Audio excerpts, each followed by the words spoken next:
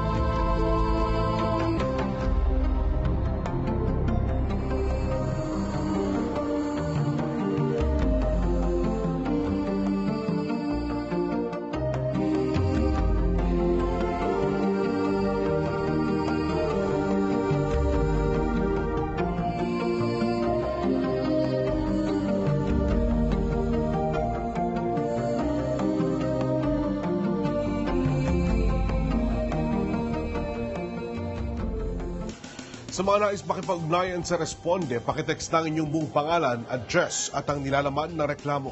Maaari nyo kaming tawagan sa aming hotline Lunes hanggang Biyernes alas 8 hanggang alas 5 ng hapon. Sa mga sumusulat po sa amin via snail mail, pakisulat din po ang inyong mga contact number para kay aming agad matawagan. Narito naman ang numero at iba pang detalye maaari nyo tawagan at makipag-ugnayan.